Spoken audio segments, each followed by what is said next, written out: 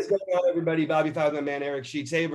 We are going to be talking through tonight's Thursday NBA slate, and it's always rough because I have to remind myself there will be other $2,500 million for first 1,000-person tournaments in basketball, because the entire years that I started playing DFS, that wasn't a thing for basketball. You rarely got the 100,000 for first tournaments, and the $1 million is, I mean, 100,000 is winning is wonderful, obviously.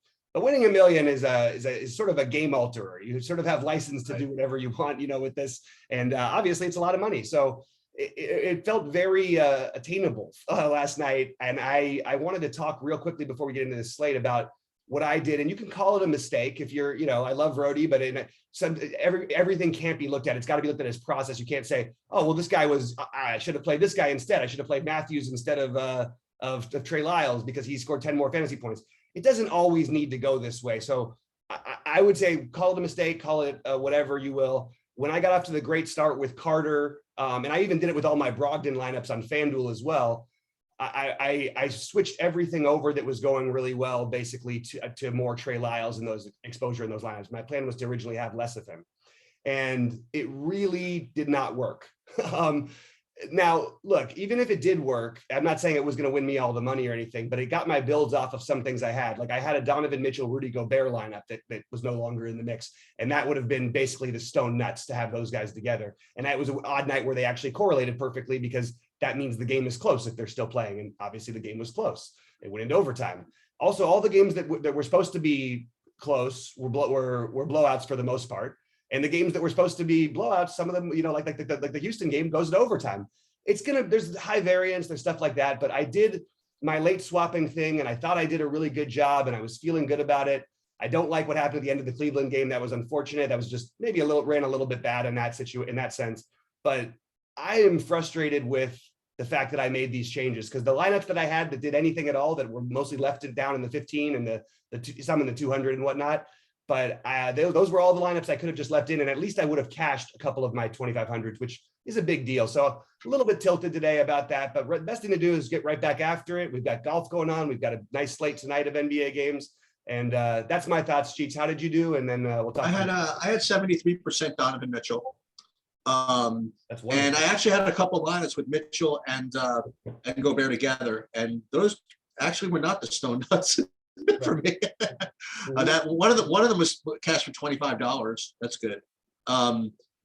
I ended up late swapping. Well, because I had to. I mean, I had in my big one. I told you I had Fox and McCollum or whatever, and so I was a struggler, and I had Lyle. So I basically went off and completely took Payne out, which actually was not the worst thing in the world. No. So I took Payne out and replaced him with basically 75% Elijah Hughes, just because he was starting and he scored 40 fantasy points last time he started. And I didn't think people would get on him. And nobody did get on him. And he ended up with 3 fantasy points. So, I wasn't going to cash anyway. So I figured I would take a shot. In my bad lineups, that's exactly what I did as well. So that's pretty funny. You had to try and take some weird stances on guys that were gonna, that's what you do. Anyway, it was a strange night. Also, the Portland situation, I don't even know what to do with this team anymore. Like that, it looked like one of the worst teams I've ever seen play basketball last night. I've never seen anything quite like this, this bad. They make my Lakers look like almost like a halfway decent team. Anyway, we'll get into tonight's slate. I actually like tonight's slate. I think tonight's slate is incredibly difficult, actually. That's why I like it. Yeah. Yeah. When I was looking through, I found very, very little value. And even though I know stuff can come out later, I usually, at least at this point, can identify like 5 or 6 guys that I projected at least over 6x. Right. I got like nothing. And the annoying thing is that, the best plays are guys at the top of the ranges, you know what I mean, that you kind of want to get to. So it's going to be a very challenging slate. So if you like challenging slates, like Bobby says he does, I think this is the one for you. And I also feel it could be a sheet slate, because I don't think the slate's going to score as a result of that. Yeah, of course, it depends on what ends up happening. And, we've got a couple teams that are on back-to-back, so we'll keep an eye out for that. but I don't think you're going to see Miami resting players against a Brooklyn team, but maybe a fringe player, but I don't think they're going to rest any main guys. But yeah, and then you've got Sacramento who kind of needs to win games. So I think they're going to put their best foot forward tonight. So I actually think there's a lot of ways we can go on this slate. I think there may not be value, but there's a lot of interesting high upside plays that are probably going to be fairly low owned. And we had that last night, which was really nice, but I was on the wrong end of it, unfortunately. So let's go game by game and get into it. One other thing I did want to touch on, just about how building and everything and correlation. 6.2% of games in the NBA go into overtime over the past, I think it's 5 seasons. And look, sometimes it's a 15-point spread that goes into overtime.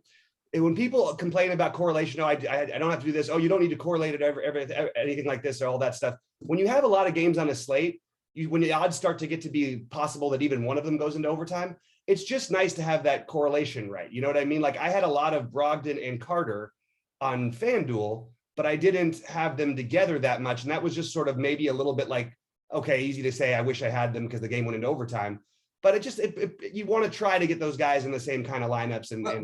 Well, I will say that again. I told you I made money in the 150 max game. Part of them was, I think, one of my lineups ended up like in the top 20, and that was exactly that. That had Mitchell, and also it had Christian Wood, in the right. Same lineup, Right. So and when that game goes to overtime, I'm like, ooh, maybe I got more of these guys somewhere. It's like, right.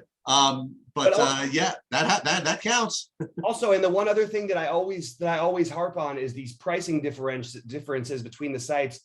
So you have Poku, who was 52% owned on DraftKings and 3% owned on FanDuel. And when I saw Poku because the thing with Poku, why he became a great player, when he was in the starting lineup, and he's probably going to be at closing run if the game's close, and he probably is blowout proof, and that means Favors is not starting, which means he's out of the rotation. I think that made Poku like a spectacular play on both sites. So I did do the right thing and put him into my best FanDuel lineups, which was great, and it worked out.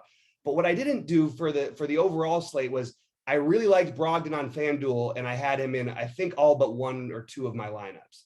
And he was 5,800 over there, so it made sense. He was 30% owned. He was 7,100 on DK, and he had 55 in regulation, I think, or 54, and he ended up with 60 something or whatever it was.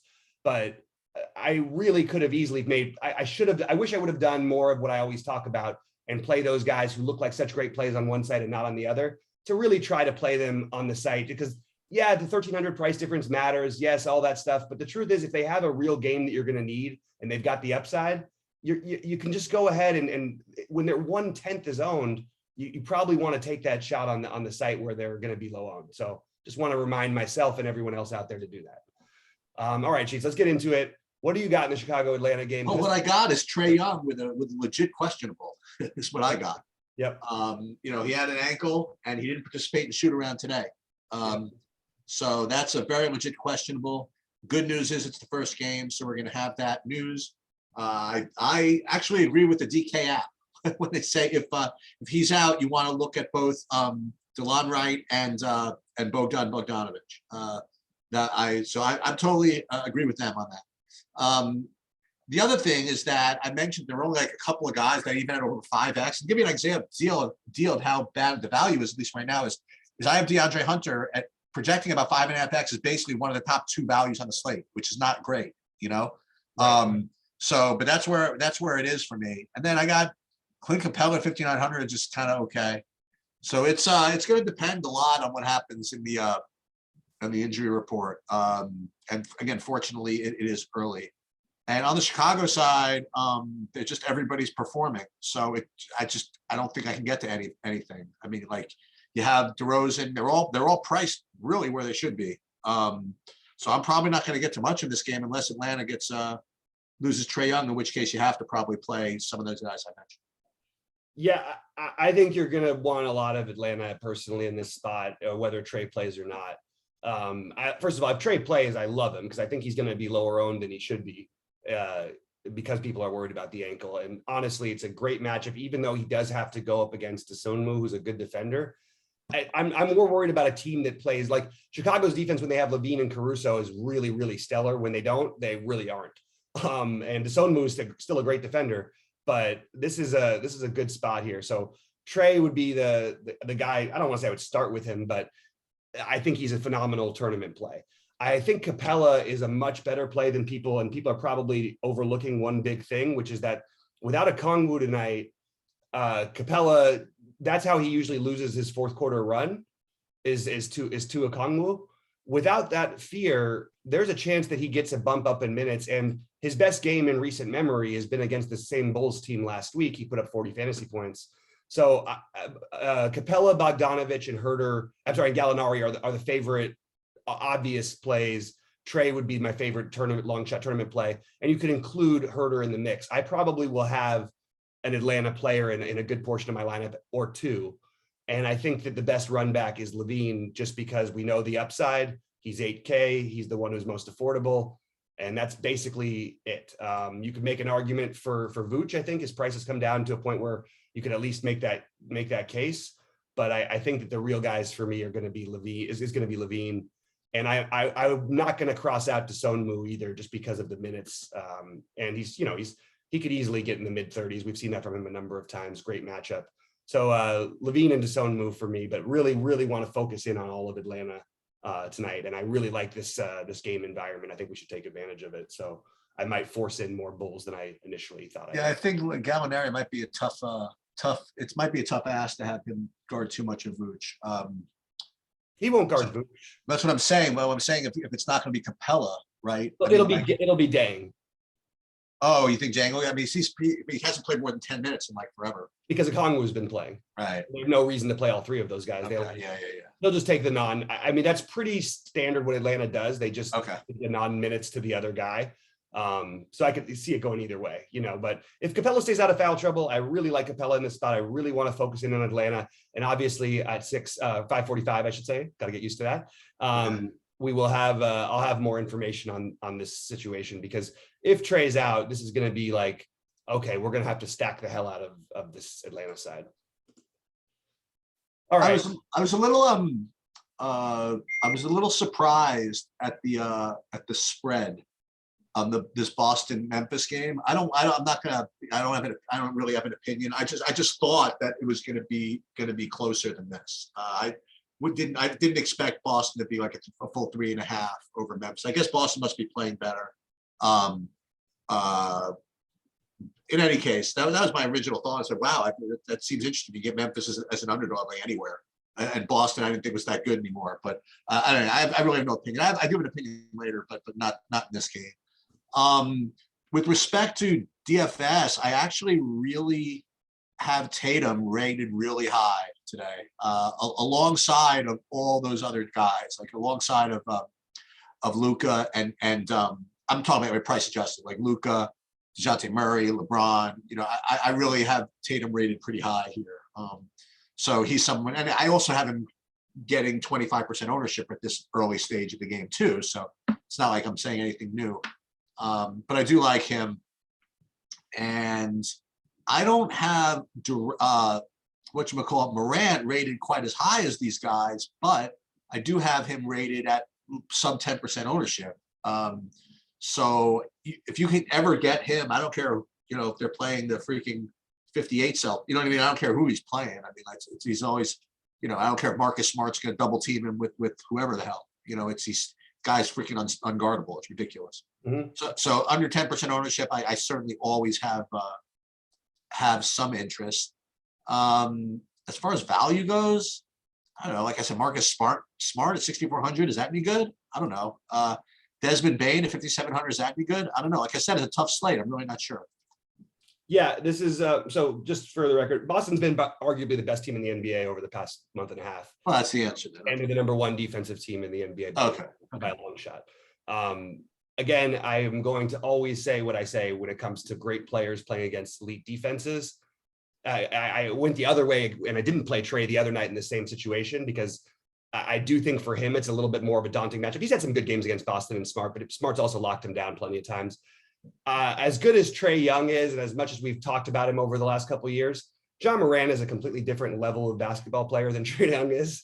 John Moran is I think is legitimate, like a very legitimate MVP candidate. I think that there's some people who would say that he is going to be the MVP this year, which sounds kind of nuts when you think about it. But that game he played the other night, and I know it's funny because he scored 52 real life points, only had 63 fantasy points. That was the most in Sheets. He was 22 for 30 from the floor, 4 for 4 from 3. He only made 4 free throws and scored 52 real life points. He scored 98 real life points in his last 2 games. These are not fantasy numbers. And I mean, I'm sort of just interested in riding the wave when no one's going to play him. I did mention I like Trey also, but I think that's one thing you can immediately do is if Trey's in, you can play one of Ja or Trey. And if Trey's out or whatever, then they're still going to be low owned. And I like a lot, you know, I think Bane is at a reasonable price. I think Steven Adams has put up plenty of games where we could take shots on him. Not a great matchup for Jaren Jackson Jr., but I like the price on these guys now. They've come down a little bit because Ja's been sort of the heavy usage one. So I'm sort of open to all of Memphis, but I'm much more interested in the Boston side. And I mean, it's really hard to argue against Tatum with no Jaylen Brown. It's very hard for me to argue against Marcus Smart. I think a long shot play could be, not a long shot, but Derek White should be in the mix too for a big boost here. And as does Horford and Williams. So I have it ranked exactly like that in terms of my interest. Tatum, then Smart, then then White, then Horford, then Robert Williams. And I like all of those guys, but that's the way I have them ranked right now. Miami and Brooklyn. Miami off of just a really tough loss. I mean, we talked about it. We kind of cursed them in our little chat because we're talking about, it looked like they were going to win that game. You know, it looked like they had it in hand at the end, but boy, that was a really, really good comeback by Milwaukee. It's got to be a little gut wrenching for Miami. Jimmy Butler had the nut low game of his life, basically. And the fact that he's not going to be owned tonight means I am going to play a ton of Jimmy Butler. We talked about it yesterday on air, how I said everything about the matchup lends itself to being a terrible matchup for Giannis, that terrible matchup for Butler. And that sort of proved out to be true. I know Giannis got the 60 in the end, but he needed, I think, 35 fantasy points in the fourth quarter to get to 60, which was pretty crazy that he got there. But Jimmy Butler is going to bounce right back, in my opinion. The main guys, though, I think you're looking at here are Gabe Vincent. I think you're looking at probably some Tyler Hero, and then it's Bam or Butler. But those are the main ones. I think you could take shots at, as I always say, on all these other guards if other value doesn't open up. We know that they all have the ability to go out there and hit 8 threes. Doesn't have to be Vincent every night. He's just the most likely one to. But I do like the Miami side here. And on the Brooklyn side, Kevin Durant. Why is no one going to play Kevin Durant even in a tough matchup? I know he's just coming back. Kevin Durant doesn't come back and play like 28 minutes. He's going to come back and play 36 minutes. It's just that's what they do with him, unless they're going to totally change their style. I don't think that's going to happen. So I have interest in Kevin Durant, and that's pretty much it on the Brooklyn side. All right. So a couple of points. First of all, given the nature of the slate, as I mentioned before, where let's just say you don't have like a decent amount of value or whatever it is, don't be surprised if, and this is going to be one of those sliding scale things. I think in the high buy-ins, I think Jimmy Butler's going to be played pretty hard.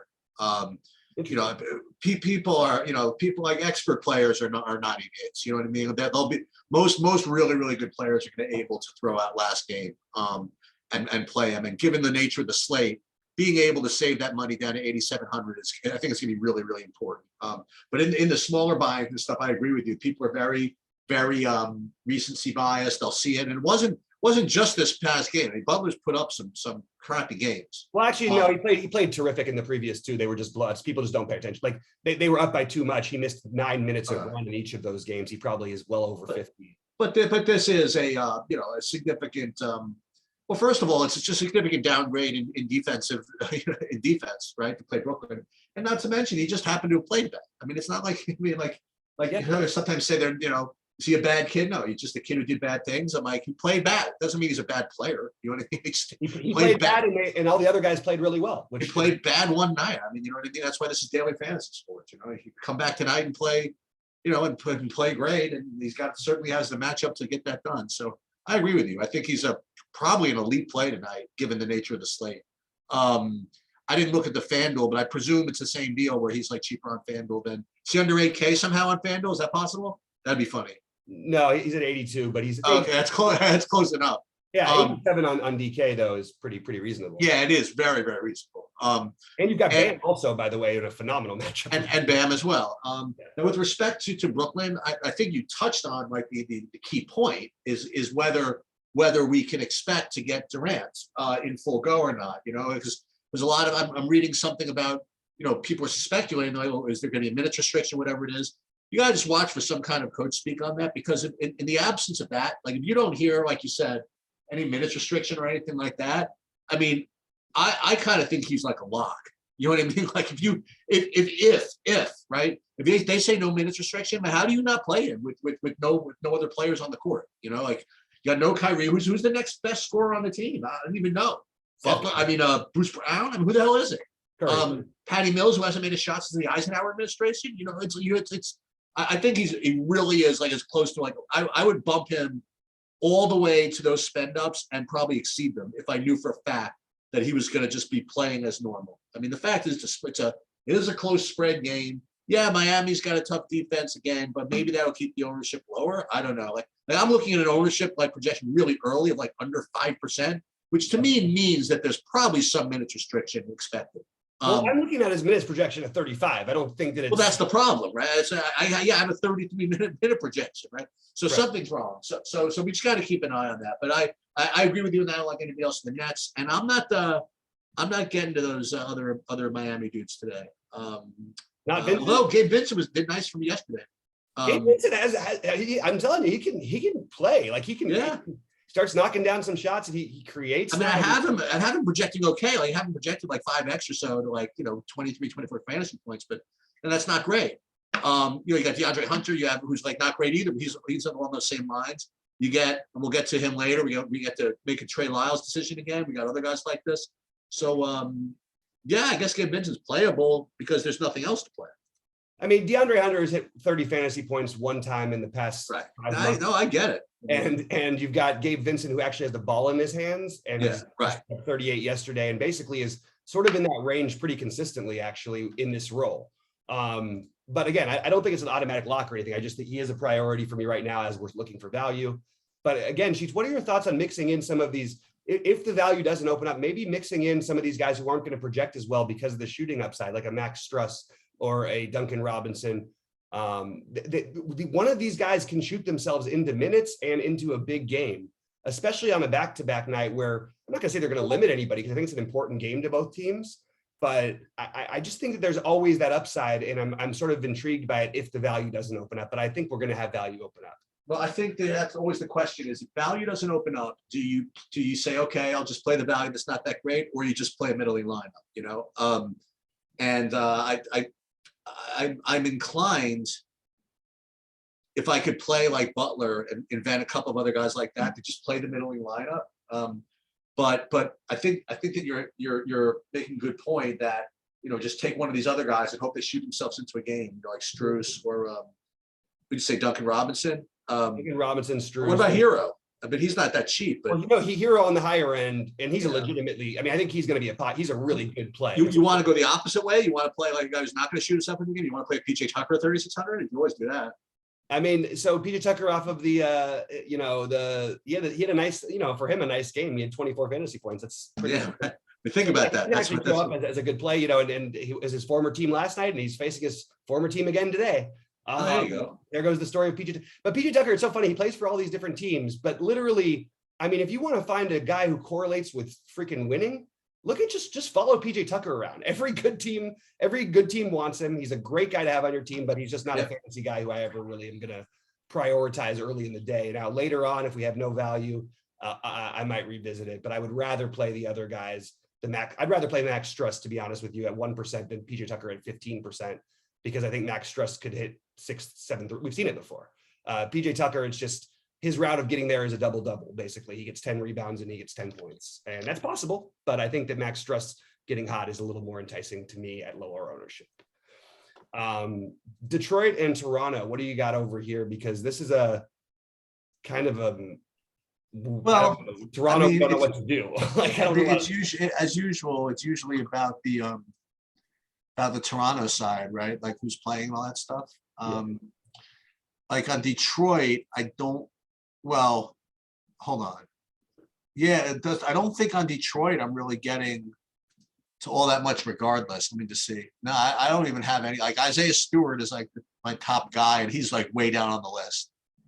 So not much for me on Detroit. Toronto, again, I'm not, we got to obviously see who's playing, but I will point out, oh, he's ruled out. That sucks. Well, Ooh, Anunoby. is he? He has said, yeah, it just came off like 10 Okay, I minutes didn't get ago. that note yet. He's ruled out because, he was basically free on FanDuel. He was 4,600 on FanDuel. Oh my God. So good thing he's not playing. Yeah. So with him out, I guess, and then we're also still, maybe Van Vliet doesn't play again. Questionable, knee, whatever. So, if these guys are out, it's back to it's back to Malachi Flynn, it's back to Gary Trent Jr., right? It's back to Scotty Barnes, I suppose. Yeah. Siakam still looks like a good play, so we just gotta wait and see. Yeah. All right. Sorry, I was trying to take a look to see if there was any other notes. Yeah, I think that Van Vliet my guess is Van Vliet does play tonight. It's just a wild guess, but not even a wild guess. It's just a guess. And if that happens, I still have some interest in Scotty Barnes. I still have some interest in Gary Trent and Siakam and Van Vliet. I just don't know how high priority they're going to be. It's really hard to know without him. I think Van Vliet's a really good play, and I think if he plays, and I think Siakam, I think I would go Van Vliet, Barnes, Siakam, Trent. That would be my order. And I'm a little nervous for Van Vliet. I mean, considering how Nurse plays these guys, the fact that he sat him for like 2 games, I don't know. He might be really hurt. Well, he sat him on the second of a back-to-back after they won by 40, though, against the same team that I think they felt like they could just thrash. And obviously you bet against it, which was a good bet. But that was my take, is that he's just going to sit him he was going to sit him in the back. I'm pretty sure he does end up playing. And if he plays, Nick Nurse doesn't limit these guys minutes wise. Right. Into his brain. So when you see him projected for 34 minutes, you could probably tick that up to 38 if the game's close. And I mean, like within 15 points close. It doesn't need to be that close.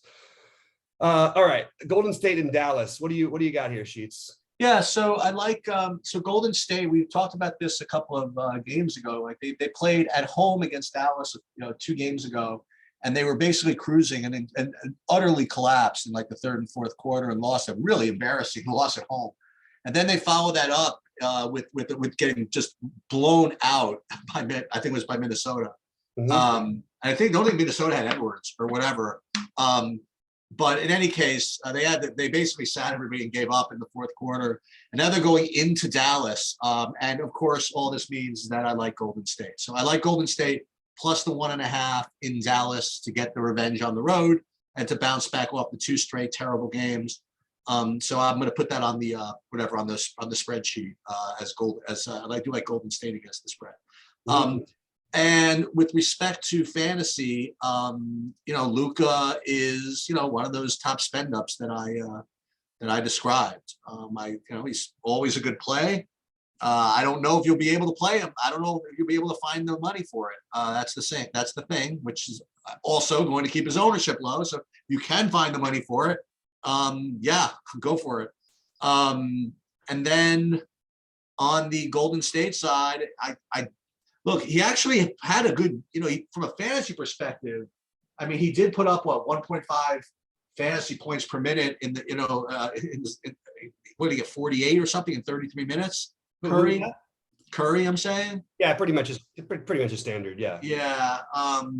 But I don't think you can play him for a while, at 11-1. I just can't get there.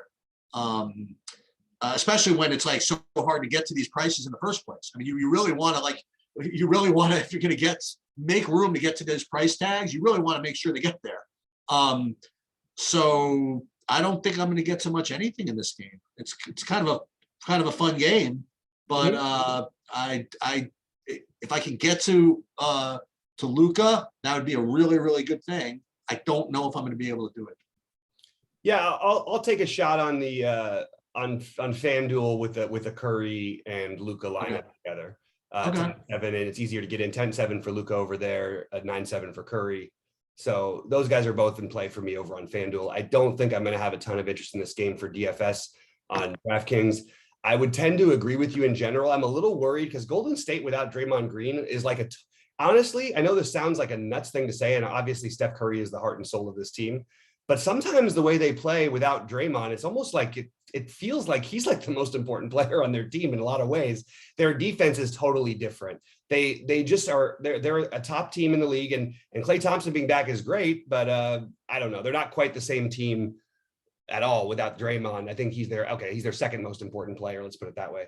But I kind of, my natural instinct is to agree with you that I think they come out strong tonight. And yeah, I like the idea of that bet, especially getting points for Golden State is pretty enticing after the way they've looked the last two games, including against this team. So I really like that bet actually, Sheets. I'm going to put that on my bets too. All right, Sacramento and San Antonio. This game could have honestly, the total is 240, 241. It could easily have been 255 and it wouldn't have surprised me. San Antonio is playing in some of the, I can't believe it. Like Popovich must be tearing his hair out. I mean, these guys, every game, it feels like it's like 135 to 129 or 150 to 149 or something. You know what I mean? It's just like they're in these crazy up-paced matchups. And now they get Sacramento in town. I think look, screw last night. Let's go back. In my opinion, they raised De'Aaron Fox's price a lot. Let's play some Fox. Let's play some. This is sort of that other build you're talking about, right? Instead of playing it for all those guys, we can play Fox or Sabonis. We can play. By the way, I'm going to go back to Trey Lyles tonight if he starts again. I don't know that he will, but I know it sounds like a weird thing, but I don't think. I mean, that was literally the nut low possible for him, and this is a much better matchup. It was a stupid line. He didn't even get a rebound in the first half. I know, it was crazy. Well, also there was no rebounds. They just part of the problem was they made all the other right, guys, whatever, you know. And sometimes I wonder that. I'm like, people are like, how can this guy get no rebounds? I'm like, he was lucky to get the 11 fantasy points he got. I mean, like they put him in the fourth quarter when the game was over. Yep, absolutely. Yeah, fair enough.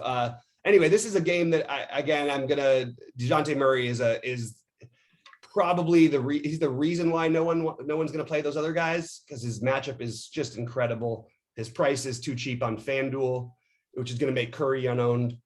But I really like Murray. I really like Fox in this matchup, and I like the big guys. I really like Sabonis, and I don't mind mixing in a little bit of Trey Lyles or Jeremy Lamb while we're looking for value. You like Murray more than Tatum? I think Tatum, we have to give him kind of credit for the recent boost, but that's a good question, Sheets. So I don't think you can play them both. Well, I'm telling you, man, there's no way the slate is going to end up like this. I hope not. We're going to find some value, I promise you. And I don't want. You really want to play Jeremy Lamb? No, I don't. I was saying if that's the reaching for value thing, but you have a guy who's a shooter against a team that doesn't defend, so it's always going to have pique my interest a little bit or whatever. Right. But it's just the game environment that I want exposure to. Like, I really think you could almost get away with playing if you had the right value else other places. Like, you could probably, Fox and Sabonis don't correlate well together exactly. But I just really like both of them. I don't know what else. Yeah, I really think more than I'm thinking about. I really think these are the guys you got to play. Like Butler, Bam, Fox. These 8,800 guys, and then I would even go back to the guy you mentioned earlier, which I kind of dismissed. But given the price tags I'm trying to find, maybe Levine. You know what I mean? Like guys with upside in the 8K range. You know, play guys like that, and you get Fox and Butler. You get away with that. Like you'll fade recency bias, right? Because they both had kind of like pedestrian games, to say that. I mean, like one of them didn't even play pretty much. But Fox had a kind of a disappointing game, so you get recency bias working in your favor. And you can make a middling build and make that work. But I think those are the guys. Those are the guys that you want to kind of try to play. Yeah, I agree. I do want to add that Devin Vassell, I don't want to say and Lonnie Walker, but one of those two. I think one of those has a game tonight. Probably worth noting that Lonnie Walker is like 6x. I think like 6 games in a row now, and no one's really taking notice of this. So maybe taking Lonnie Walker at 4,600 is a guy we can use for value. I actually think he or Vassell would be the way I would go. I probably wouldn't play both of them, although this environment makes me kind of want to. But these guys have been putting up pretty good games, and I think this is obviously the nut matchup. So I don't mind any of that. And I'm going to throw out one more long shot play. If you can't quite get there with your other builds, but you want exposure to this game, do yourself a favor and play a little bit of Kelden Johnson. I think he has that upside to put up like a 40 plus spot here. So he's one of those other middling-ish guys you could use. All right, you want to talk about my Lakers? Yeah, so who do you like more, Murray, Tatum, or LeBron? And I bring that up only because I have all three of those rated very, very similarly. That's a question I'll ask you to answer, being the Laker whisperer. The other thing I like from the Lakers is, I mean, this is again like just fishy value, but Malik Monk maybe as someone to kind of toss in there. And then on the other Clipper side, again, just following along with my build, maybe Reggie Jackson at 7,900. Although he doesn't rate to be that great a play, he's good enough in this kind of a matchup to, to fit these types of builds that I want to play. So Reggie Jackson would be from the Clipper side. Yeah, I like Reggie Jackson on FanDuel a little bit better because the price is easier to stomach, and I think you can play him with Westbrook on FanDuel. I don't look. You know what? It's funny. Everybody thought I was acting like I was nuts the other day for this Westbrook thing. I don't care how bad he's been in real life. Like, he still shot the ball terribly the other night and put up 40 fantasy points on FanDuel, and it was 6,600 and was like barely owned by anyone. And he's 8,200, same type of price. I mean, no, I'm talking about on FanDuel. Oh, I'm even talking about draft. He's 7K on FanDuel. And by the way, and everybody's like, oh, but he turns the ball, he had 0 turnovers in 2 out of the last 3 games. Yeah, who cares? Well, no. Well, on FanDuel, that's why those guys are priced so differently. Like, it's like Luka, is going to turn the ball over 5 times pretty much most games, it feels like.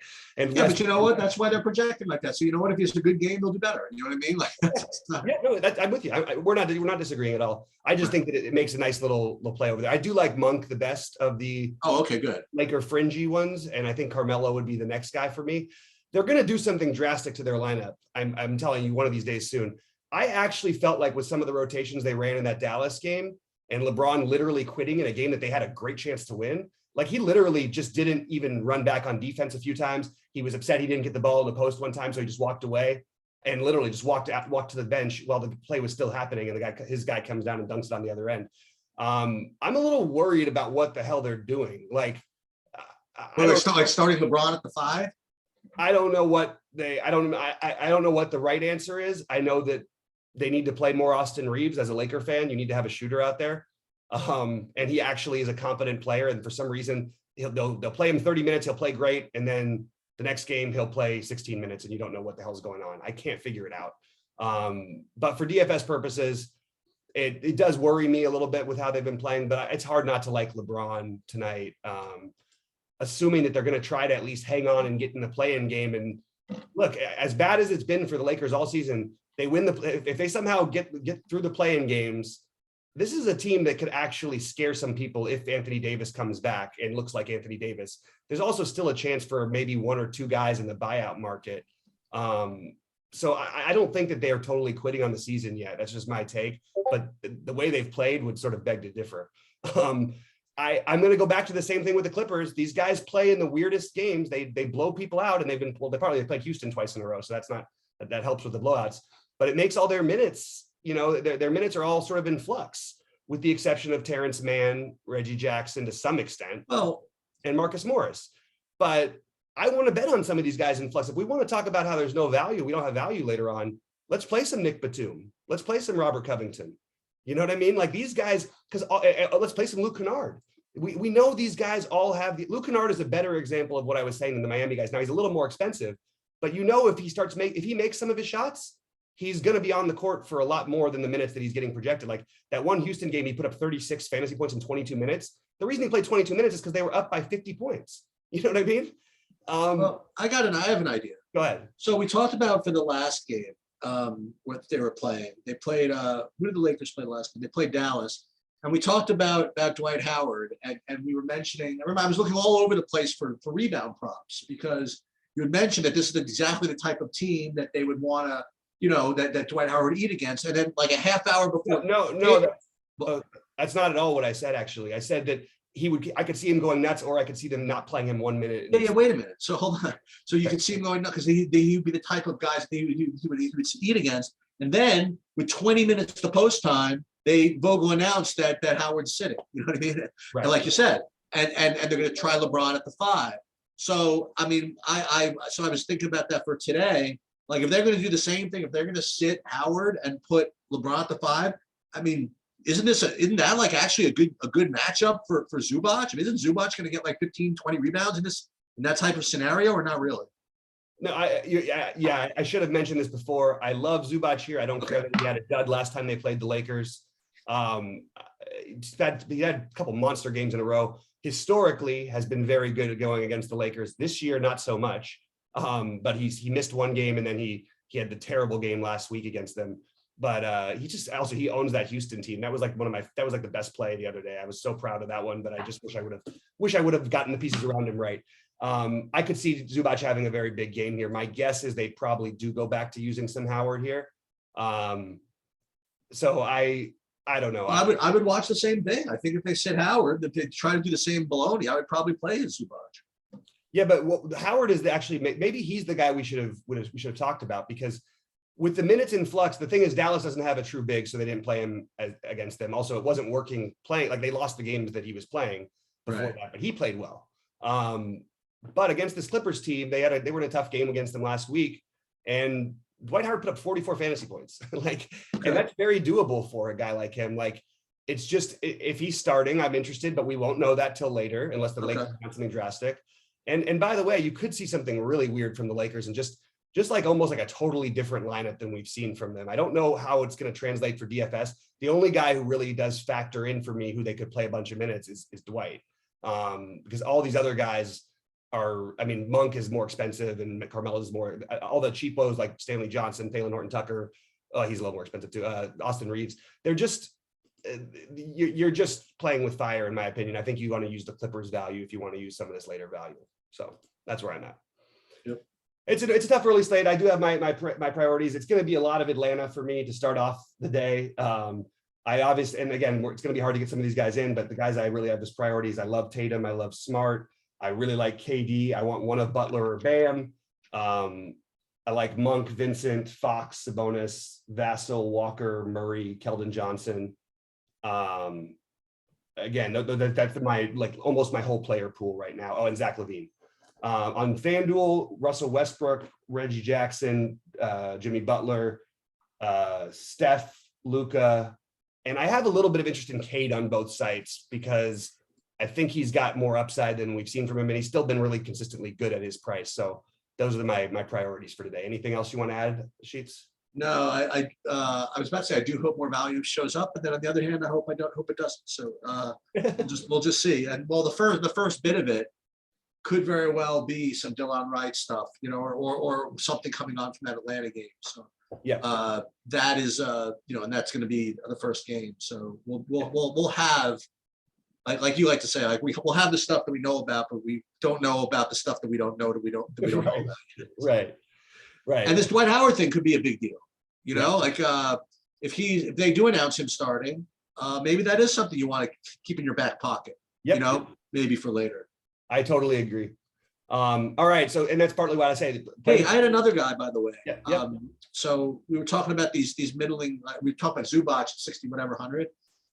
Going back to that high-paced San Antonio game, did you bring up Podol at all? I didn't bring up Podol, but I probably should have. So go ahead, say your thoughts on Podol. Nothing. I mean, it's the same thing. It's like a really good game environment. And that's a good point. Again, middling guy, and he's been the man this year, dude. I mean, look at his fantasy points. I mean, he's and forget the 53-minute game even. But it is good to see that they let him in there for all those minutes. Even when he quote unquote only plays 32 minutes, he's got 40, got 52, 30, 35. I mean, like this is a, and this is a pace up, whatever they're playing. It's a pretty and by the way, this is very interesting. This is actually San Antonio's first game at home in a while.